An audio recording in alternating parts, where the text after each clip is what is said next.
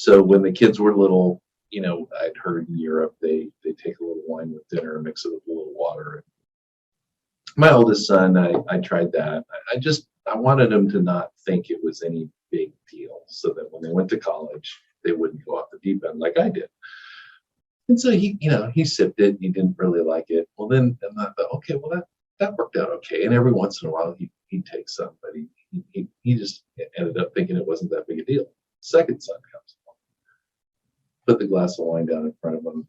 He slams it. Slams it.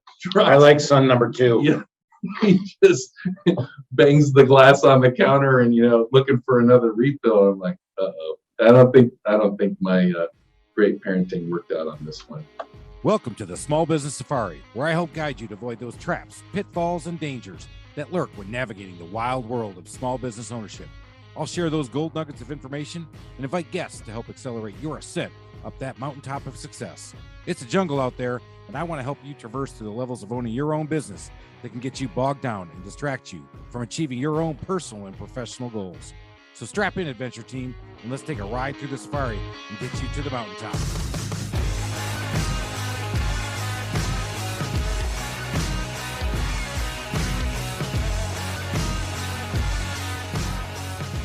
Hello, everybody. It's Chris and Alan again, and we're here with the Small Business Safari. We're kicking it by ourselves. Uh-oh, no, not really. We've got a special guest here. And with our special guest, we've got to do some really cool things.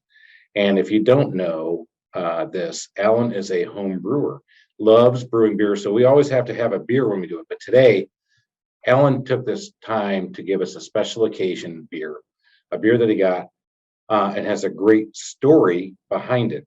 And after he told us the story, we tried it and we cheers to it.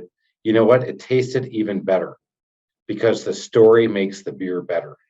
The beer by itself was shockingly good. I think it was. Yeah. So to that, we're having the next one, a Westmalle Trappist Ale from Belgium. So cheers, Alan, and cheers to my dad, who's in studio with us. Yay! Let's go, everybody. We're going to have some fun with this one. So stories make the day better. Stories are important for all of us. Stories are how we learned before we ever actually had anything documented, right? Stories were around. How did the Bible start? It started with stories. How before that? It started with stories and drawings from the caveman. Stories tell the day, and we don't tell enough stories. If you're in sales, if you're in your business, have you told a story about your business? Do you tell a story about your life? What is the story of your life? But today, we're hearing the story of Westmalle Trappist Ale. So I got to have a little of that because Alan's story was amazing, and the beer is even better. It isn't the story of the Westmalle, it's the Braxatorium. Damn it, I already screwed up the story. This is why I don't do stories on my own, everybody. So I brought Chris a special beer from a trip to Belgium where my son's in grad school, and there's a abbey in Leuven, Belgium that's been around since the 1100s. And there was a brewery back then that was, the monks made the beer so that people had drinkable liquid because the water wasn't so good. And long story short, there's a guy that grew up outside the abbey and he wanted to carry on this tradition. So he built a brewery inside the exact same room where they did it. I mean, they had the Roman plat map that said Braxatorium. That's where the brewery was. And he found old bottles, I guess they were pottery that were a certain shape. And so he had the bottles made, but he brews a very small amount at a time. It's not in your traditional Belgian style. He does what he wants. And when he makes a batch and he bottles it, numbers it, and then sells it, it's done. You can't get another one. And so I have 2 of these bottles, and I brought one for Chris and Sam, and we split it, and it was a 900-year anniversary of the Abbey, and it was delicious. It was delicious. It was awesome. I love the story and everything you did about it, and it's awesome. I got to share it with my dad when he came in, and thank you, Alan, for doing that. That's a moment we just had. I think we just had a moment. We did. Now we're following up with the Westmalle double and nice dark beer. Let's try that one again. Yeah. Cheers again. Cheers. We're gonna try that. Everybody online, that's a modern checking beer, out, right? we can get that at the store. You can get it here in the States at a good beer store. Not as good as the Brexatorium, however, high. I'm talking like It's 99 delicious. and 98.5. So the Belgians have a long history of making beer, and they're very good at it. They have the best equipment. They've just a long tradition, but they don't brew very many styles. That's what makes the Brexatorian beer interesting, is because he can be creative because he's doing such small batches. But I think this Westmalle is just an excellent example of their double beer. They've got the double and the triples, which have something to do with the alcohol content. I like triple. Does triple well, I mean had more? Yeah, triple means more. Let's It's like go! 11. I didn't say that out loud, did I? That was supposed to be my inside voice. I know, and my dad's here with me, which is even better. Reminds me of the first time I actually ever had alcohol. And back to stories, because stories are the day. Stories hold the day. Stories win. Stories win in business. Stories win when you're out selling. Stories win all the time. You can go facts, you can go figures. I can sit there and hammer you guys on spreadsheets. I got spreadsheet Sammy in the house with us today, but the stories hold it. So the story I've got is the first time I ever actually had alcohol. I was 7 years old. We went to Buffalo, New York, and we went outside of Buffalo, New York, and went to Uncle Dick's place. And Uncle Dick's place was where, Dad? That was in Angola. That's Angola, New York. There's an Angola, New York. There's an Angola, New York, and Uncle Dick lived there with And Betty, Aunt Betty. And Aunt Betty had 2 daughters. 2 daughters. And she had the glasses, that the 1950s styles glasses that came up and came to a point, kind of like the point on the end of a 50 Like a big butterfly. big butterfly. Yeah. So I go there, and Uncle Dick he is the epitome of, and I want to tell a story because we're talking a lot about our ancestry. So my dad is 100% Sicilian and very proud of it. And Uncle Dick is clearly 100% Sicilian, and he was very proud of it. And I show up at Uncle Dick's place. I was with Samidu, because that's what they called him. And I'd walk in, and I was the first grandchild, the one coming in. And I'm coming in with all the adults. And Uncle Dick shows up with a typical wife beater. He's 5 foot, what, 1? That's all. 5 foot nothing. Uncle Dick, big bushy eyebrows, got the wife beater on. He comes in, he's welcoming you, he's giving me the big bear hug. He smells like an Italian. He's been out in the fields all day. He stinks like the high heavens, but you got to give him the big bear hug. And then you have to hug and kiss Aunt Betty. And then we sit down. And then I said, "Hey, Samidu, you're here. Okay." And so they had this broken English where I don't know where it came from, because he was actually born here in the US, but first one of his family, or my grandfather was one of the two. And he says, "It's time to have a drink." I'm 7 years old. I still remember this. At that point, it's time. And I remember looking at my dad, and my dad had that, "What are you doing to my kid?" look. That I don't think you should do this. And they were like, "Oh, no, he's getting some." So they go there and they call that, at the time, they call it the bathtub wine. Why? Did they make it in the bathtub? Oh, no. He had wine casks. So he had barrels, and they grew the grapes. Grapes came from the farm, and then he would mash them up, and he'd vent it and ferment it. And it was nice. I never made it with him. My brother did. He actually helped Uncle Dick make the wine. I never did that. I wish I would have. Yeah. So my dad's brother, Uncle Dave, who actually is watching live right now on Facebook, because I can see him right now as we're recording this, but he'll hear this one eventually. Great guy. He is the exact opposite of my father. He is outgoing, gregarious, and the life of the party. And then there's my dad. Wait, I can't see that. But Getting smacked again. I am already hit. So we go out there. We have this. I thought they called it bath. They did. They called it something different. It was a mix of whatever they said. And he says, "Samidu, he needs to have some." So I take a sip. I'm 7 years old. It goes down my throat, and I thought the cleaner had just come down and absolutely exploded my guts, and I thought my intestines were going to fly out. And I'm over there just coughing, and they're all slapping each other in the back going, "He likes it. He likes it." I said, "I think they're trying to kill me. Is this some kind of ritual? Is this some kind of, I'm going to die. I'm going to die now." So at 7 years old, I had wine, and you just heard my dad say, "Oh, it was really good. It was really good." Well, not when you're 7, but I remember that one vividly. And so that's a great story. And hopefully what you got from that story was a vivid imagery of me about to lose my mind and blow up. because that's what I felt like when it was happening. But the story is much better than me telling it differently. I don't know that you can do that in this day and age. Probably get charged with child abuse.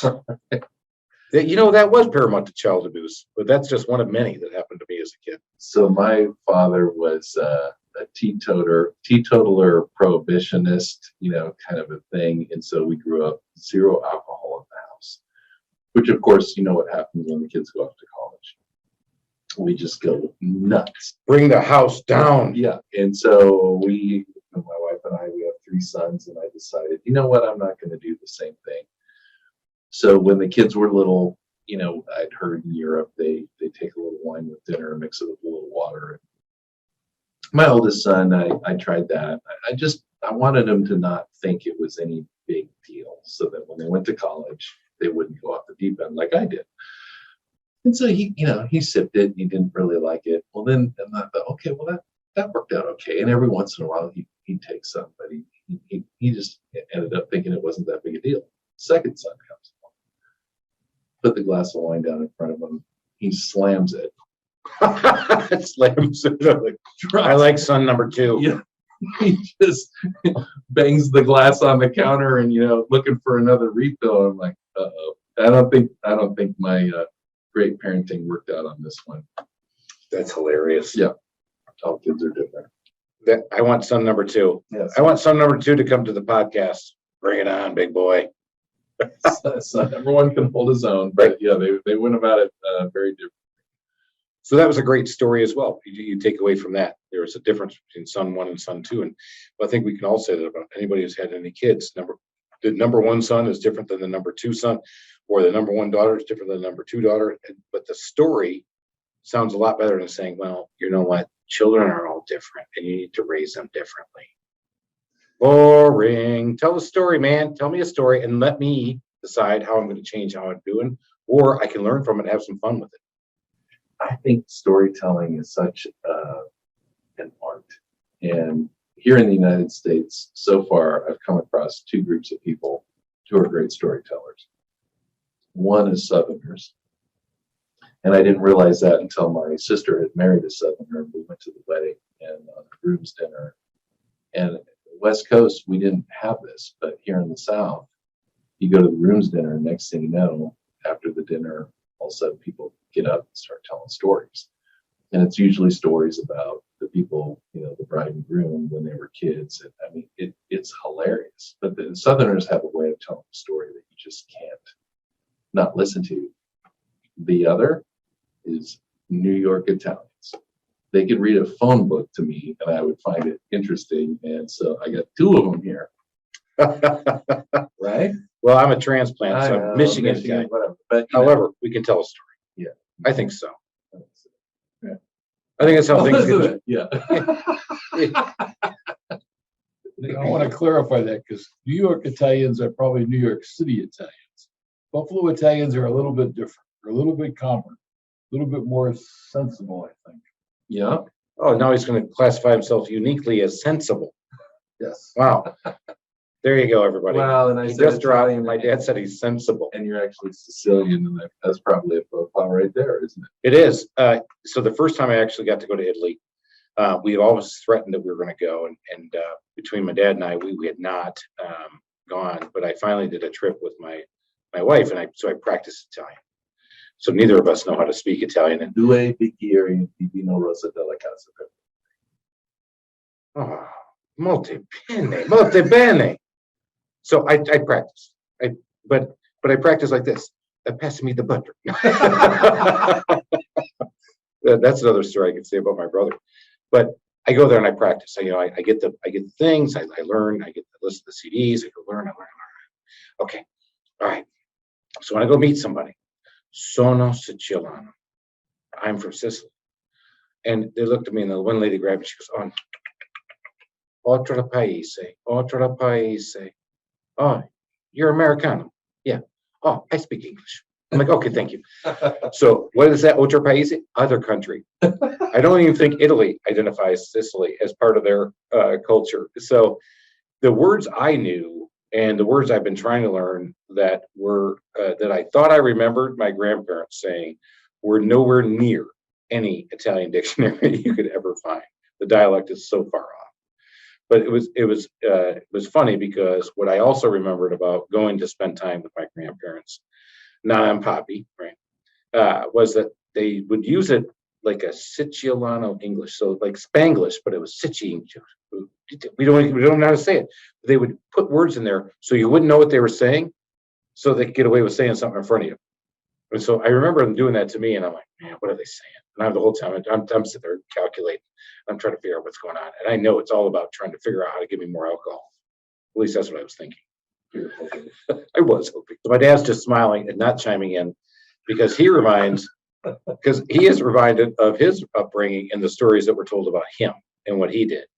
And one of the best stories I heard, and it was, again, it's story, it's lore, but it's captivating. Because if he just said, hey, one time my brother was working under the car and the car fell on him and I was able to get the car off of him. Very boring. But the way the story was told, you would have thought my dad was not only Superman, but he actually lifted not only the entire city of Buffalo, but the car off of him, was able to pull his brother out from to safety.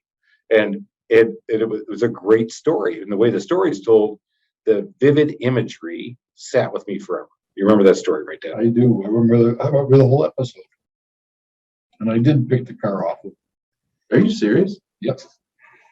What kind of car was It was probably a big old Chevy. So my uncle was working out of the car. And the way I heard the story, especially because my uncle, he tells the story, and Sam was there, and the jack fell. Remember those old bumper jacks? Yeah. And the jack fell on him, and he came over and picked the car up so my uncle could get out of it. You know, Because I've the heard tires- stories that's humanly possible, but I've never met anybody that. So you picked a car up off of Yeah, from what I remember. it. Did you lift with your legs and not your back? Oh, I think the jack was still attached to the bumper, and that helped a little bit. So you just gotta have to get everything all aligned and it just lifted. So the stories are always the best. And then there's another great story. They talked about this car chase around Buffalo, New York between my dad and my uncle. And you would have thought this was not only an outlaw race, but it was something that today, not only would they be in prison, but they probably would be in prison and sentenced to death for the way the story was told. These two chasing each other around the house and then getting in the cars and running and chasing each other down. Remember that one? I don't remember that one at all. I Okay. don't think that ever happened. He doesn't want that recorded. You know, there's statute of limitations I've talked about on the podcast. So now I start telling stories about myself and the way things have happened for me as I grew up. And stories hold the day. And when you tell stories to people, whether you're in sales or even in your business, and you got your employees in front of you, when you tell somebody a story about how to do their job better, or you tell somebody a story about why to go with your company, and if your company has a really compelling story, they go with you. And that definitely was lost on me in corporate America, because the stories and the conversation we're talking about today, you weren't allowed to say that during the meetings. But if you would have, wouldn't you be more interesting? Wouldn't you have actually captivated your audience more? As 100%. I mean, how many times do you remember all the stats thrown at you in a strategic planning meeting, which is one of Alan's favorite things to do, by the way, Dad? Yeah, feeling my skin. My God, what a waste of time. So it's the stories that hold the day, not the data. You can make the data say whatever you want, but the story, as long as you stay somewhat truthful, right? You got to stay on the story and to tell the story. But I think about the story of my company and what I do. And sometimes when I talk to people, I'll always try to connect either where I'm from or why I started the business and why I'm passionate about it. And when you bring that passion to the story, people remember that and they want to go with you. And if you don't have a story about your business today or your story about your life that you can relay, anybody can do it. That goes back to Simon Sinek. Have we talked about that on the podcast with his TED Talk on why? We have, but let's bring it up again. Yeah, no, I mean, it totally dovetails into what you're saying. I mean, people don't necessarily buy what you do; they buy why you do it. 100%. How do you get your employees to buy into it? Buy into the story. Be part of the story. And story, it's so interesting today in our world, especially. Who do we celebrate the most? We celebrate actors, we celebrate songwriters or singers, people in the limelight. And what are they all doing? Telling your story. telling a story. And so we love those stories, yet we don't celebrate the stories of businesses. Now, Guy Raz does a great job on how I built this. I love those stories. I'm telling you, every time I listen to one of those things, I cheer up a little bit. Well, I know you're a big business book reader, like this crazy book that you have in front of me, the checklist book, which it's kind of funny because the couple hours I've known your dad, he's very process oriented, and that makes me wonder where it comes from. But the business books I like are actually the story. So you read, the founder of Starbucks story, or how Southwest Airlines started. Those kinds of stories are fascinating to me. I mean, people who just had an idea and took a risk and then they jumped on it. And I would much rather read that. I get much more out of that than, oh, here's the 10 tips to business success. You'd like a book called The Future Builders. What is that about? It's a story of the starting of Consumers Power Company in Michigan, one of the first electric companies that developed the electric transmission, how you get the power plant to make the electricity and how you actually transmit that electricity to where you want it being used, the big cities. Wow. And that was all developed by Consumers Power. Huh. Foot Brothers. And it's all in The Future Builders. Fantastic read. I like it. Unfortunately, I think they're all dead, so they can't really sponsor us. But yeah, we'll put that book up. I got to work with my dad on when to put the right story in place so we can make a little money off it. But anyway, good story. What's the name of that book again? Future Builders. Fantastic read. I'm gonna have to read that one. It's All right. It's really, really interesting. Well, we're gonna come back on that. I definitely got to do some more. Sam, you were telling me about your father, and he's a World War II vet, and he came back and he started a glass business. Yes, Sammy's Auto Glass. Yeah. So, yeah, tell me about that. What'd you learn from that? That was a side business that he had. He was really a machinist working for the Curtis Wright Company, helping to build jet engines in Buffalo, New York. And then that income wasn't sufficient, so he started Sammy's Auto Glass. And when I got old enough, he brought me into the company, and we started changing out auto glass. But back then, all the cars had flat glass. All the side glasses, the front glass, the windshield, the back glass, all was flat. So we just needed to get certain size of glass, 27 inches by 42 or whatever. We had patterns, cut the glass. You cut them by hand, Cut right? them by hand. Learned how to do that at probably about 7 years old. I started doing You it. serious? Yeah, 7, 8 years old. I like how he said, like 27 by 42 inches, like it wasn't ingrained in his head and it's like seared in his brain. Well, we had all these, Approximately. we had all these movie posters. They used to be in front of the movie theaters that everyone would go take a look at. Yeah. All the movie posters, we flipped them over on the back. We had the patterns we had to cut. So we had the pattern for the side glass that fit a 1957 Chevy or a 1948. And on the other Ford. side is Richard Burton. Probably. That's Because I try to find all the, when we went out of business, I try to find all those posters so I could sell them as posters from the movies. Because they were all worth a fortune. But we did that. We had a wet grinder, wet sander, so we could seam them all, make sure all the edges were nice, but that wouldn't cut people. And learned how to take apart all the little postries on the side doors and everything and not root it and put it back in so it looked nice. So was that a situation where he came back from World War II, which was obviously a huge thing, and what am I going to do now? I mean, how did he get into the glass business? Why he actually started, I'm not sure, but it was a way to increase his income. Coming back, he had me. I was born in 1947, so right after the war. And then my brother was born 2 years later in 49. And so he had to supplement his income from Curtis Wright. I've seen some of his original paychecks, and they weren't a whole heck of a lot big. No, and they did rather well. And my mother was a pretty good entrepreneur also. She opened up Helen's Beauty Shop in the house. Really? She had her own little beauty shop in there. She had dryers and hair curlers, and did permanents and haircut. And then she later on she started Helen's in the Prague store. She actually opened up a little storefront. So she had her own little business, a little sign out in front. And she did tremendous business. She actually mailed these things out of the city of Buffalo. Customers Wow. all over. And so she was maybe a pioneer in e-commerce. Yeah, that's a great point. And she actually knew how to network and get her work out there with her niche market. You want to talk about a specific niche market? I learned that off my grandmother. She made a dress for a little baby Jesus. It's called the Infants of Prague. And she knew that the Catholic Church loved that with the adoration that they have for the little baby Jesus in this beautiful dress. And she worked the network and it went all over the nation. Why do I know it went all over the nation? Because when I moved to Charlotte, North Carolina, and I moved to the church, went to a Catholic church in 1991. I walk in, and what's sitting in the entryway as you walk in? One of my grandmother's dresses. Are you kidding? I kid you not. And he saw it too. My dad came down to visit, and he saw it too. And I was like, holy crap, your grandmother actually shipped to Charlotte, North Carolina in 1960, 1970, 1960. Yeah. Any idea why they call it Infants of Prague? Within the Catholic Church, that has a very unique position.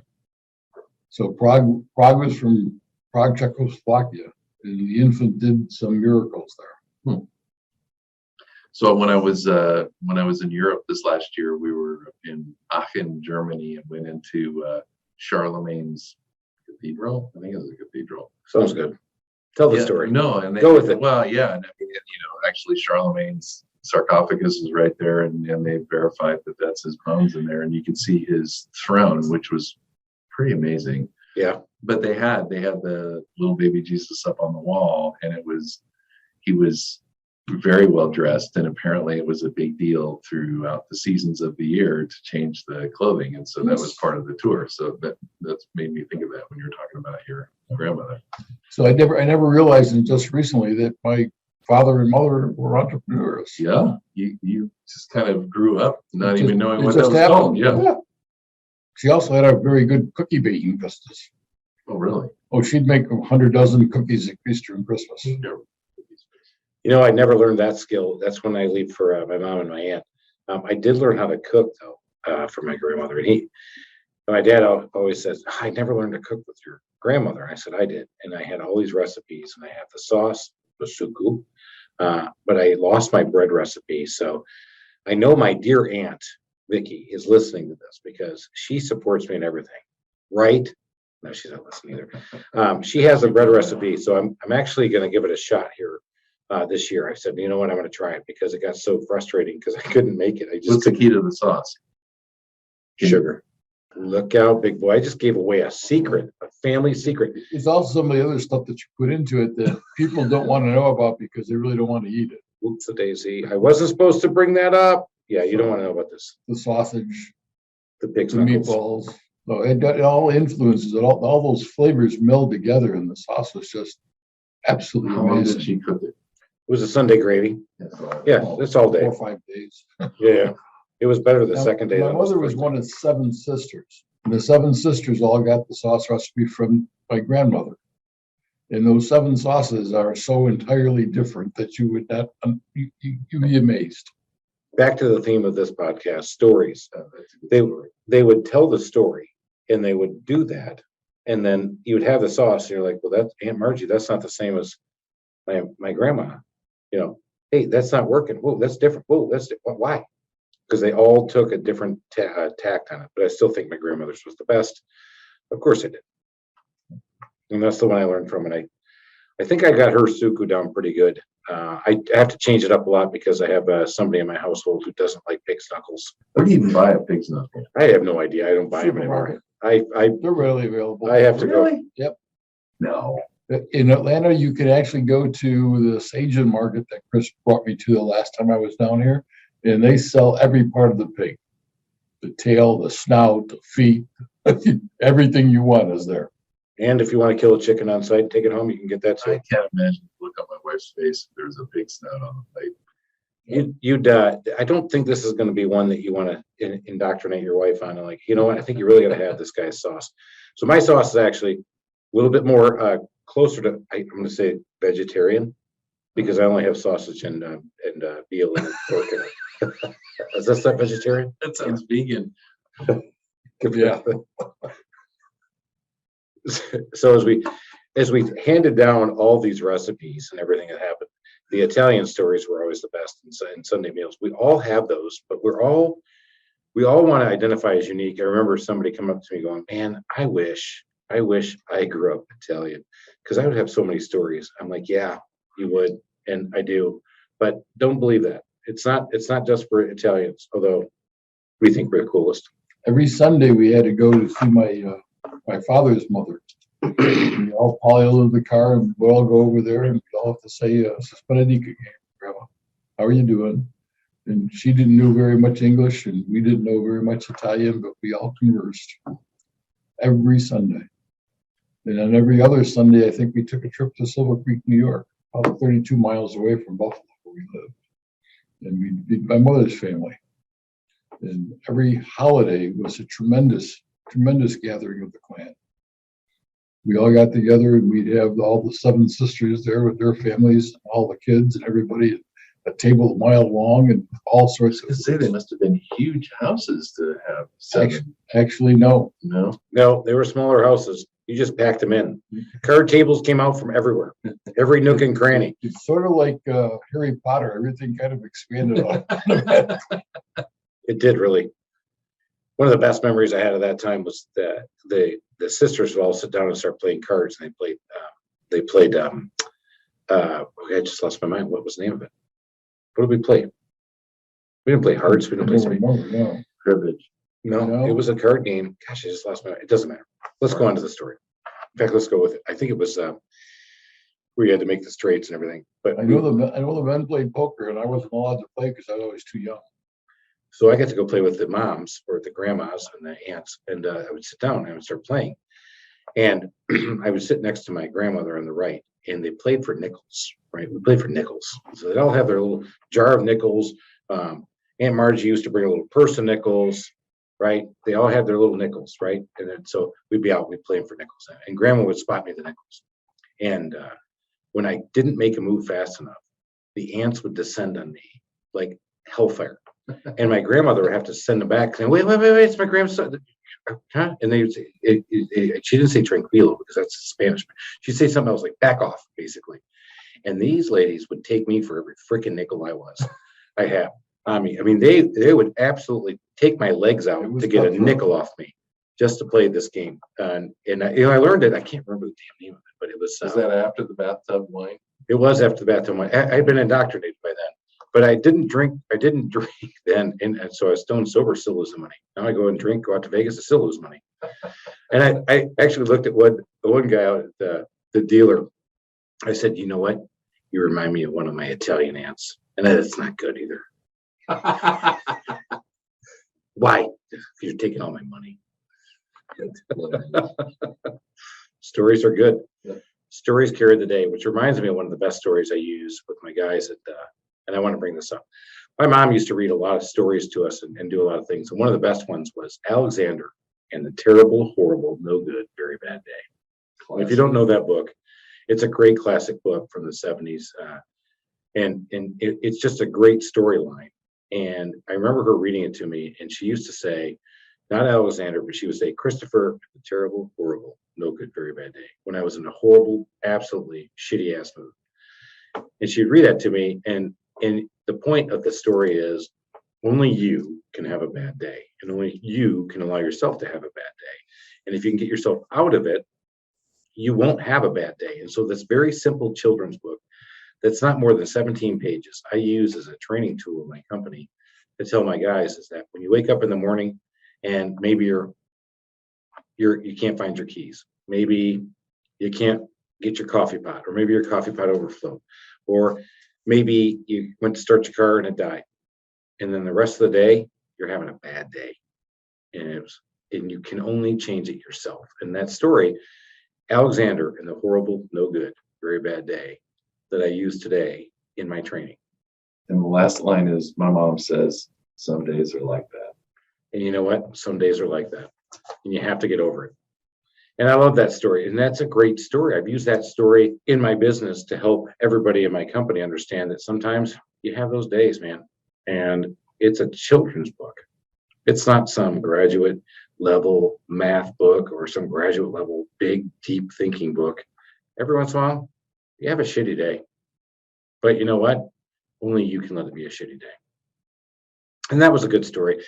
But the stories that we use, and we try to use those in my company a lot, is when you tell the story, you just remember, you just know that people hear that more. And I was recently at a conference, and I brought this up in another podcast, where a guy came up to me and he listened to our stories of our podcast, and he felt like he had made a connection with me. I mean, he knew a lot about you and me, Alan, about what we do and how we do things and what we brought. Do we need a restraining order? No, I think he's cool. I don't think I'm going to get filleted. Okay. Maybe. Maybe just write down his name just in case he disappear and start floating down the Chattahoochee River. Code word Rosebud. Rosebud. So stories are good, and I'm glad that we're able to tell these stories to people who actually enjoy it. Right? You might be driving around in your car, maybe sitting in your house. I listen to a lot of podcasts while I'm cooking, by the way. I knock out a number of them that way, but usually it's driving in between appointments. And I feel the same way. Is that when a good podcast is going, it's not real, it's authentic. They're telling the story, and that story's resonating. When somebody's on there just trying to pitch their wares or telling me about how I'm going to get an ROI or a better way to get a customer, blah, blah, blah, blah, blah. Same thing on customer service. I mean, you tell a couple of good customer service stories that happen. It's much better than just saying, hey, do this, this, this, this. And if this happens, then do that. Yeah, exactly. One of the best things I've learned is the difference between managing women and men have come. Careful. It's going to come. It's coming out because I got it on authority. Comes from me coaching my daughter in softball. Okay. Do better. And if you know and listen to this podcast, you'll know that my daughter is exactly like my father. We need t-shirts made. Do better. I'm actually working on that, by the way. So I'm coaching her in softball. I was asked to be the assistant coach, and I said, yeah, I'll help. And my brother calls me. He has really small kids at the time. My daughter was playing softball, and he said, USCLA won the NCAA championship as a softball lady, came to talk to his company and said, do you want to know the difference between men and women? Men need to know what to do. Women need to know why. Because what was so infuriating as you're coaching these young girls in softball was after you hit the ball, you tell them to run to first base. And you know what they'd ask me? Why? And you can't just say, because I told you so. With boys, run to first base. What do they do? Yes, sir. Boom, gone. Like lightning, as fast as they can go, thinking that you're coming behind them with a paddle. Women need to know why. And boys or girls, boys need to know what. So I learned that. And I was telling the head coach, I'm like, I just learned this from my brother. We need to explain to him why. So we sat down before we went out to play do the next practice. And we had to explain to him that the why of running to first base, Simon Sinek, right? Why was so you don't get out. So that way you can score a run. And if you guys score a run, then we win. And the more runs we score, the quicker we score, the quicker we can get to Ice cream. ice cream. Sam was tracking on that one. What Chris hasn't told you is I used to coach his youth ball games. And that's the only time I actually broke a clipboard. Was it because of Chris? I'm not sure. I think it was because of another coach. Oh. So a guy named Bruce Barton. He drove me to throw my clipboard on the ground and it broke in two. Bruce Burton's listening to this. I'm coming for you, Bruce. I remember that too, by the way. Kidding. So I'm so glad to hear that Dad mentioned that he broke a clipboard, because I'll tell you guys another story. So I was not the best coach in the world, but I tried really hard and I was very passionate. Oh, really? Yes. And I was coaching the Catholic Boys Basketball League. This is a volunteer Catholic boys. We all pray, we get in the middle, we all pray, and then we go play basketball. And our team was not the most gifted in basketball, playing against these other teams. And we were playing in this gym. And you can imagine the old wooden gyms where everything echoes, the whole thing, everything's going on. I'm the assistant coach again on this one. You can't swear in the Catholic League, right? I found that out later. Just 2 letters from the bishop, but don't worry about it. I haven't been excommunicated yet. So I had been working on this play, and the head coach was not as into basketball as I was. So I felt like I got to play. So I I had drawn up a play. I've been working on the play. I've been doing this thing all year. So what happens is we have a timeout, and I said, all right, guys, it's time to run this play. And it's going to be a back cut, and it's going to go, again, we're not the most gifted. So it was a back cut of an inbounds pass coming out from underneath the basket. So all the team would move up, and this one guy would come through the lane, and everybody would go with him to go out. Right? Been working on this play. They go, I said, all right, we're going to do it. They went, yeah, coach. All right, 1, 2, 3, go. Get out there. Play starts. They all run around like chickens with their head cut off, everywhere, going everywhere like that. And I'm over at the side. I had a clipboard, and I just go, bam, and I snapped the thing in half. The entire gym stopped. The boys on the court stopped. The referees stopped. And everybody stopped, including my wife, who just gave me the, what in the hell did you just do? And I went, uh-oh. Because I had just done this whole thing, and they run around like chickens with their head cut off. I think you snap the clipboard and they suddenly snap too, right? Just remember, you got to snap a clipboard. You want to win? You snap a clipboard. I used to tell my employees, especially people who in management were very nice, every once in a while, like Bobby Knight, you just got to chuck a chair across the floor. Let's take a gold nugget right there. Every once in a while, you got to snap a clipboard. And as Alan said, every once in a while, you got to chuck a chair. That's exactly right. And you only have to do it once in a blue moon, and they just know it's there. And it's amazing how that line is drawn.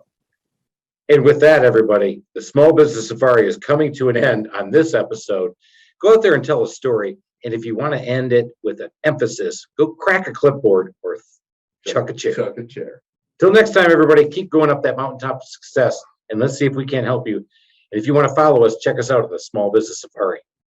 The Small Business Safari is on every available podcast out there. The safaripodcast.com if you can't find that. And you can always find me on customerservice.freak on Instagram and customerservice.freak on TikTok, baby, because I am Chris Stock. Until next time, make it a great day. Thank you for listening to this episode of the Small Business Safari.